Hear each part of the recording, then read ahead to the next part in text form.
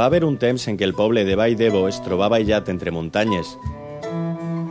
El temps transcorria entre les feines del camp i de la casa i de tant en tant ocorria alguna notícia especial per als veïns. Esta foto és d'un d'eixos esdeveniments que mereixien ser retratats. Es va fer al 1919, quan Vicent Mengual, el tio Rull, va descobrir una cova i tot el poble va pujar per participar de la notícia. Avui s'anomena la Cova del Rull, i els que pugen a veure-la són turistes. Però a este poble de la Marina encara trobem a una dona de 101 anys que va viure aquell matí de 1919. Vostè se'n recorda quan va descobrir la cova al Pirrull? Pues jo era una xavala, 14 o 15 anys, i posem el gos i puró, no sé, jo això no ho entenc, de casa. Però segons es que el puronet és el que es va estacat i no eixia. I, diguem, en que me'n vaig mullar el gos, no sé. La qüestió és que vaig tindre que el forat que hi havia anar obrint per a que trobar els animals. I vaig eixir. I l'estacar-se de dins vam veure. Tota la cova. Però no, era tota una volva, tot fet, com si fos tot un cristal.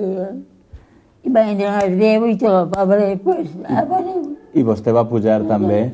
I com van entrar? Però entràvem, vam posar així, i entràvem d'esquena, posàvem les cames de revés i a grapes de revés i entràvem per acabar.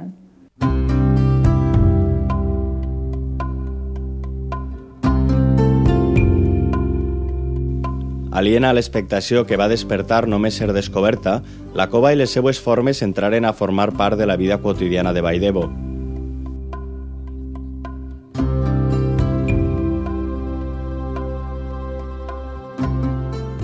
Jo tenia 10 anys, la primera volta que vaig anar.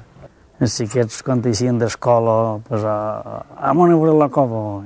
Hi ha retorns, com allò estava abandonat, quan venia Nadal, anaven en una quadrilla de xiquets i anaven trencant trossos per fer el belém a l'església. Els trossets de roca aprofitaven per fer les figuretes. El que els apareixia, pues, com allò estava tot... Els canolobres d'això s'hi podran donar compte que n'hi han de trencar, n'hi han que... Pues, les trossaven molt. Obrimos la cova, pues, va a la porta. Que fa de guia. Com si plegàrem la guia, sí. Avui dia la cova està protegida i el seu accés adaptat per rebre els turistes, una manera d'animar l'economia del poble. Està la llum apagada, sí? Sí. L'entrada no era com està ara. No era com està ara.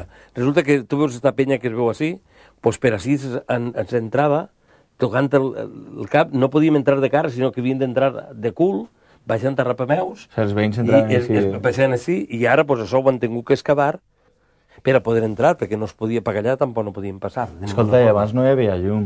Com s'ho feien? No, pues resulta que jo dic que quan es va descobrir, segons tinc entès en tots els majors, perquè jo no encara havia nascut, pues així ensenien uns engigales i d'ací les tiraven a baix i era quan vam veure lo de la cova.